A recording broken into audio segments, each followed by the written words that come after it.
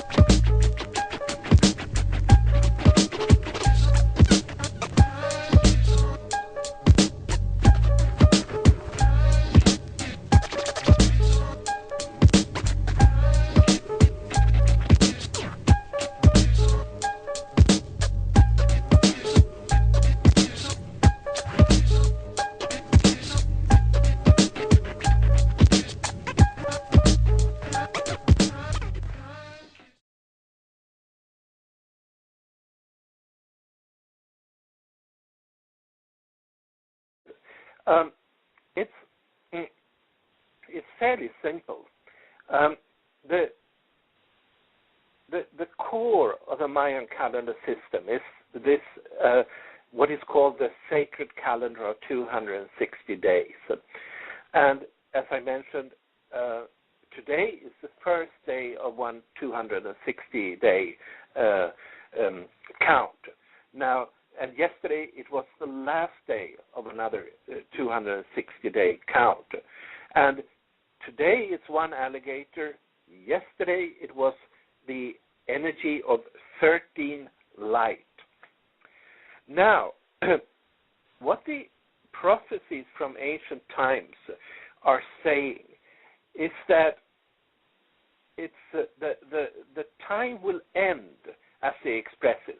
And we can leave aside what that might mean. But time will end on an energy that is 13 ahau, 13 light, which is the end of such a 260 days. Now, the date October 28, 2011 is exactly such an energy as 13 light. What you hear most about is the December 21, 2012 date. And I say that that's completely wrong because it is not 13 ahau. It is 4 ahau. It's 4 light. That is the energy of that particular day. And so it would be, as somebody says, that, you know, a Gregorian year, a Christian year would end, you know, I just make up any date here, let's say August 9th. That's what December 21, 2012 is. You know, it doesn't fit the calendar system of the Maya.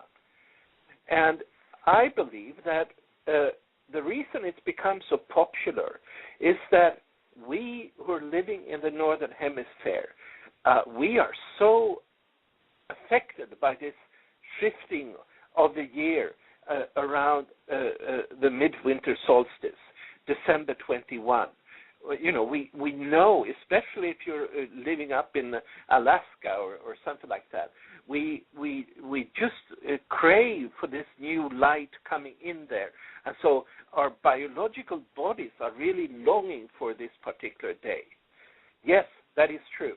But it's not true that that has anything to do with the evolution of consciousness. It's more like a cyclical biological process, the return of the light that we go through every year.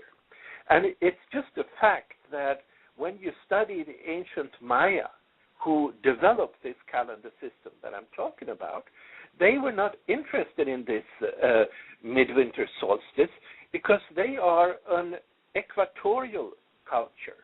And meaning where the solstice in the winter, it doesn't mean that much to them.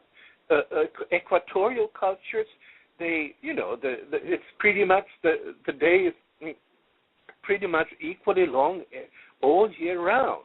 So there's no indication that they would say that that's that a midwinter solstice would be a particularly important day. So this is the main reason. And then, of course, there are technical reasons, and I've written articles about this and stuff like that. But the main reason is that as I understand it, the end date of the calendar has to be on a day which has the particular energy of 13 light, and that is what happens October 28, 2011. And it seems that so many things are matching up with it.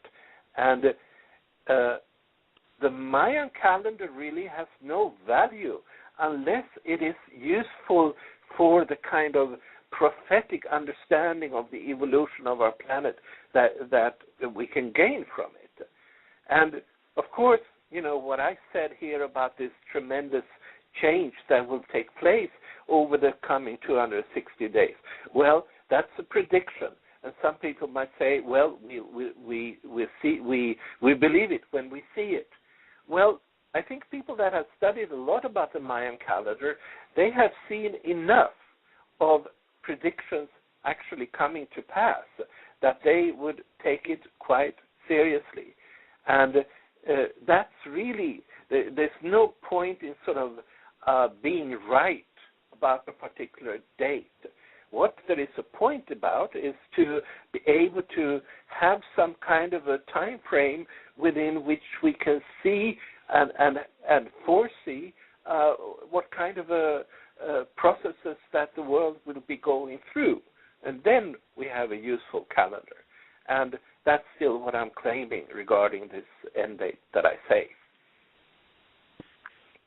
Yes, I also wanted to ask you that. Are you, because I read a book by an author named Dan Arguelles. Yes. I believe Time in the Technosphere, and he speaks a lot about calendar reform and the need and the necessity to bring the world back into balance using the natural calendar. Now, from my understanding, the way that he explained it, the 28-day count, isn't that more so following a lunar calendar? No, well, you know, here I think you have to, when it comes to Jose Arguelles, he was a very significant pioneer because he wrote a book in 1987 called The Mayan Factor. That was his first book. I don't know, the book you read might have been his third, or I don't know, one of several. I read both books, of them. but, yes.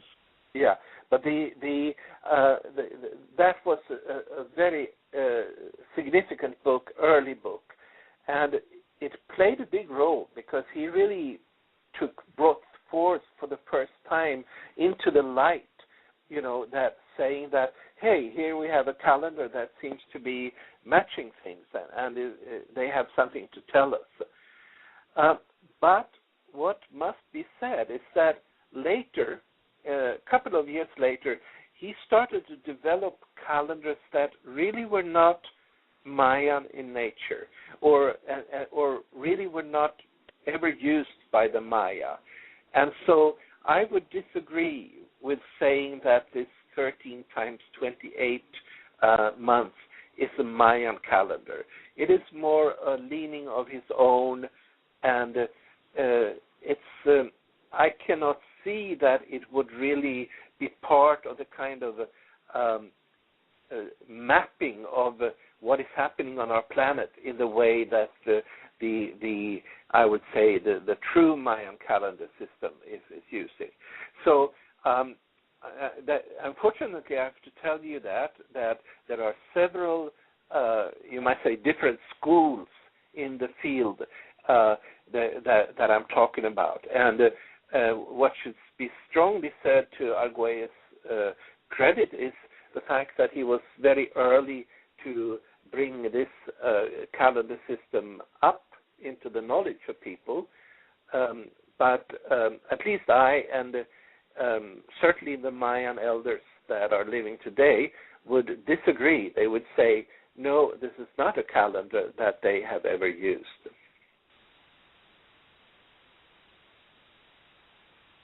Very interesting, very interesting. Okay, so with that being said, I do want you to explain to the family the aspect of how Mayan the calendar works using the 9 levels. Yes. Okay. So thank you for that. Well, if you go visit the Mayan sites in southern Mexico, in Guatemala, and that region, you will find that in the center of these sites, there is almost always a pyramid that is built in 9 different levels, like 9 terraces. And from all that we know, these pyramids were actually then sort of metaphors. They were buildings that symbolized through the building how the evolution of the universe was designed. And the basic design that comes forth is that the evolution of the universe is like a climb of 9 different levels, 9 processes of evolution. And it's like they go to higher and higher levels. And it starts with a level which goes back 16 billion years. And that is interesting, but because it is approximately the age of the universe, as scientists today will date the Big Bang, the beginning of creation, if you will. And that, at the very bottom level, the frequency of change was very slow, you might say. Each of the 13 energies that developed that particular level lasted for about 1.25 billion years. And this is, I think, what Tariq was referring to earlier, that when we climb to the next level, we come to a level that evolves not only the galaxies and the simple cells, but actually serves to evolve the animals of our planet. And in that case, the energies are lasting only 63 million years. And then we climb another level, and then the energies are only 3 million years. And then another level, and they're 160,000 years, and then another level, and they become 8,000 years, 400 years, 20 years, 1 year, and soon we come into a level where the shifts between energies will take place as frequently as every 18 days. And so what I'm saying here is that each of these levels, which represents sort of a climb of evolution for mankind, each level develops with a frequency that is 20 times higher. And so you might say this is the background to the fact that we have tended to experience time as running faster, even in our lifetimes. But not to mention, if you think about people that lived in the Ice Age, the people making the cave paintings and stuff like that, life changed very, very slowly around them. And now, every day there is some kind of a new thing going on in the cyberspace or whatever you would like, and things are shifting around us at a tremendous frequency. And this is related to the fact that the evolutionary of the universe or the creation of the universe proceeds through 9 levels, and each level goes up 20 times in frequency. And that's why today, so much change, so much transformation is taking place maybe in a year that earlier could have taken place in 1 million years. Or I don't want to give any